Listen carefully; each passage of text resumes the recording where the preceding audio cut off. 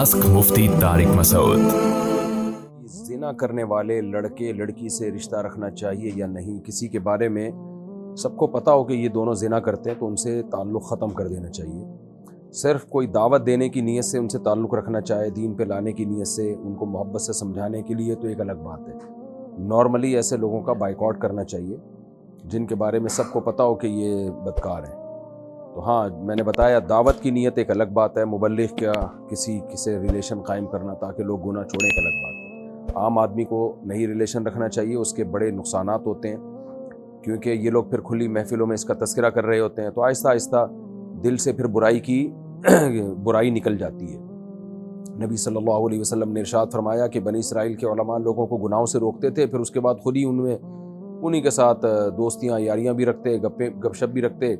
हदीस का मफ़हूम मैं अपने अल्फाज में बयान कर रहा हूँ। तो हुआ ये कि फिर अल्लाह ताला ने दिल सबके सियाह कर दिए, तो इसलिए इसमें बहुत एहतियात की ज़रूरत है जो खुलेआम गुनाह कर रहे हों।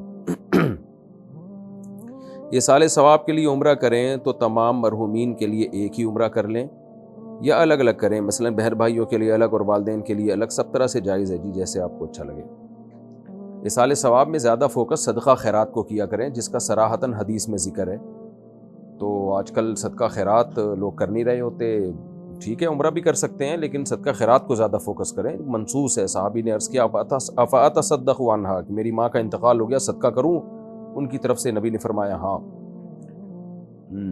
जो लोग अपनी बीमारी की वजह से रोज़ा नहीं रख सकते और मुआशी हालत भी ऐसी है कि फ़िदिया भी अदा नहीं कर सकते, तो क्या रोज़े माफ़ हो जाएंगे? या बीमारी ऐसी है कि बाद में क़ज़ा भी नहीं रख सकते?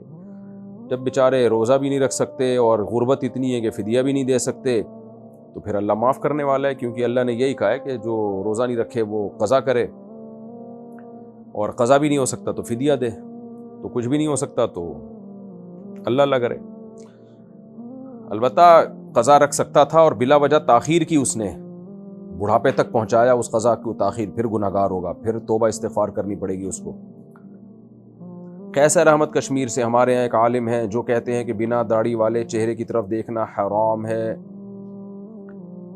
ऐसा नहीं है, वो आलिम का शायद ये मतलब होगा कि जो नौजवान बच्चे होते हैं जिनकी दाढ़ी नहीं निकली होती, खूबसूरत बच्चे होते हैं, तो जो लोग लड़कों से बदफेली की जिनको आदत होती है, ये एक बीमारी होती है, तो इस तरह के लोग ऐसे लड़कों को देखते हैं तो उनके दिल में बुरे ख्यालात आते हैं, क्योंकि आजकल फसाद का दौर है। तो इसलिए बाज़ उलमा इसमें बड़ी शिद्दत करते हैं कि सब पे पाबंदी लगाते हैं, ऐसे लड़कों की तरफ नज़र ही ना उठाओ। तो वो कोई शरई मसला नहीं होता, वो इसलिए बुरा कहते हैं ताकि आप बुराई से बचे रहें और होमोसेक्सुअलिटी की तरफ आपकी जो है आपकी डिज़ायर्स पैदा ना हो। तो आजकल शादियों में भी ताख़ीर होती है ना, जायज़ तरीके से जब आपकी हलाल ख्वाहिश पूरी नहीं होती तो इंसान फिर गंद में मुँह मारने की कोशिश करता है। तो इसलिए हमारे बाज़ मशाइख़ और अकाबिर इस मसले में बहुत एहतियात का हुक्म देते हैं, ये इस वजह से क्योंकि फसाद का दौर है, शहवत परस्ती का दौर है। बाकी ये ऐसा नहीं है कि अल इतलाक़ सबके लिए हराम है, सब एक जैसे नहीं सोच वाले होते। बहुत से लोगों को जिनकी टाइम पे शादी हो, पाकीज़ा ज़हन हो, उनकी कभी भी किसी लड़के की तरफ तवज्जो जाती नहीं है। वजह उसकी है कि ये नेचुरल नहीं है, ये तो घिन आती है इंसान को इसके तसव्वुर से भी, क्योंकि अल्लाह ने मर्द के लिए औरत बनाई है और औरत के लिए मर्द को बनाया। तो लेकिन बहरहाल फसाद का दौर है, इसलिए और बाज़ उलमा इसमें सख्ती करते हैं और करनी भी चाहिए। तो हम भी लोगों से मना करते हैं जो कंवारे छड़े छाट लड़के हैं, भाई आप इस तरह के लड़कों से ज़्यादा रिलेशन ना रखें, जो जिनके दाढ़ी ना आई हो, उनमें थोड़ा सा औरतपन हो, मर्दानगी पूरी मर्दाना वजाहत ना उसमें, तो उसमें फ़ितने में पड़ने का इस ज़माने में अंदेशा है, इसलिए एहतियात का हुक्म दिया जाता है, वरना शरीयत में सराहतन ऐसा कोई हुक्म नहीं है। अगर शौहर कह दे कि मेरा तुम्हारा गुजारा नहीं हो सकता, कि क्या तलाक हो जाएगी? नहीं जी, इससे नहीं है। तो सुबह शाम मियाँ बीवी एक दूसरे को कह ही रहे होते हैं। जब मैं छोटा था तो मेरी माँ ने बाप से तलाक लेकर कहीं और शादी कर ली, अब मैं 13 साल का हो गया हूँ और अपनी माँ से मिलना चाहता हूँ। मेरा बाप और मेरी सौतेली माँ इसकी इजाज़त नहीं देते, मशवरा दीजिए। इजाज़त लेने की ज़रूरत नहीं है, आप अपनी माँ से मिलें, नहीं मिलेंगे गुनहगार होंगे, क़यामत में तबीयत से चित्रौल लगेंगे आपको। माँ का रिश्ता कभी भी नहीं भुलाया जा सकता, ना बाप का रिश्ता।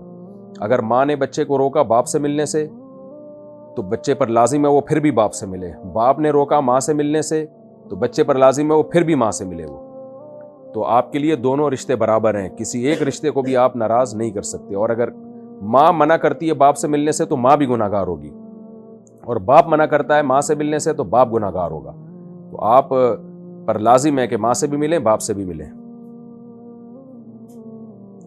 ورنہ اس کا عذاب دنیا میں بھی آتا ہے. مائیں ملتے ہی نہیں ہے، 20-20 30-30 سال ہو جاتے ہیں، ماں باپ میں سیپریشن ہوتی ہے، ماں سے نہیں مل رہے ہوتے بچے. بھائی باپ کے ساتھ رہتے ہیں تو 20 سال ہو گیا ماں کو نہیں دیکھا. بھائی کو جہنم کو کیوں خرید رہے ہو اپنے لیے خدا کے بندو؟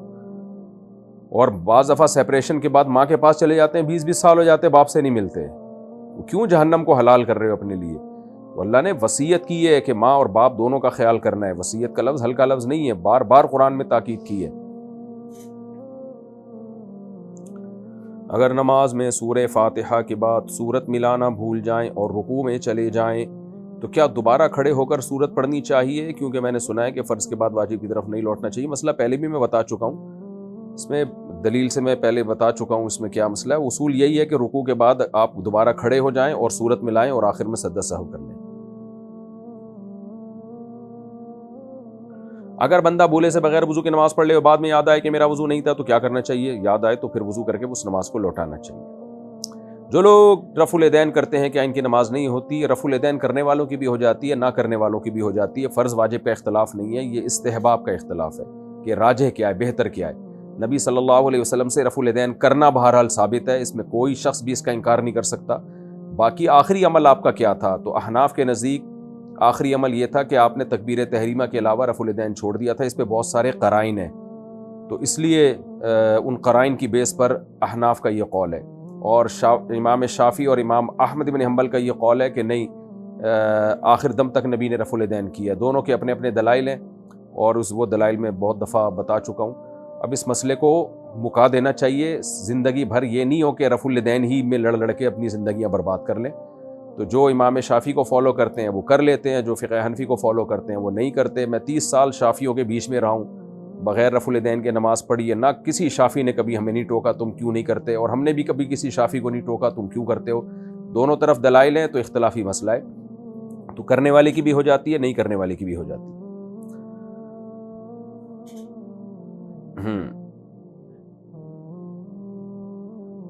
زوجہ منصور کا رقص اگر قرآن پاک اوپر رکھا ہوا ہو شیلف پر تو نیچے کی طرف پیر کر کے لیٹ سکتے ہیں. دوسرا سوال، یہ مجھے لگ رہا ہے میں پہلے ریکارڈ تو نہیں کرا دیا یہ مسئلہ.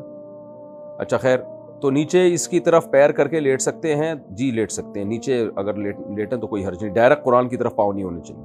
دوسرا سوال یہ کہ میری والدہ کو برین ہیمریج ہوا ہے، پوری طرح بے ہوش نہیں ہے لیکن ان کے حواس بھی کام نہیں کر رہے، ان کی نمازوں کا کیا حکم ہے؟ دل سے دعا ہے اللہ آپ کی والدہ کو شفا عطا فرمائے. اگر ان کے حواس کام نہیں کر رہے تو پھر ان پہ نمازیں معاف ہیں. اگر کسی لڑکا لڑکی نے ایک ماں کا دودھ پیا ہو اور پھر وہ بعد میں نکاح کر لیں جبکہ وہ رضائی بہن بھائی ہیں اور ان کے 2 بچے بھی ہو جائیں تو کوئی اور شخص ان کے بچوں سے اپنے بچوں کا نکاح کر سکتا ہے جبکہ وہ ان کی جائز اولاد نہیں ہے؟ اگر ان کمبختوں کو پتا تھا کہ ہم نے بچپن میں ایک ماں باپ کا دودھ پیا ہے تو یہ بہن بھائی ہیں بھائی، پھر انہوں نے جان بوجھ کر شادی کی، حرام ناجائز کام کیا، ان کا نکاح ہی نہیں ہوا، اور پھر ظاہر ہے بچوں کا نسب میں بھی نسب کو بھی خراب کر دیا. تو لیکن ظاہر ہے بچوں کا کوئی قصور نہیں ہے، تو ان کو تو چاہیے فوراً علیحدگی اختیار کر لیں. باقی ان کے بچوں سے شادی کرنا جائز ہے.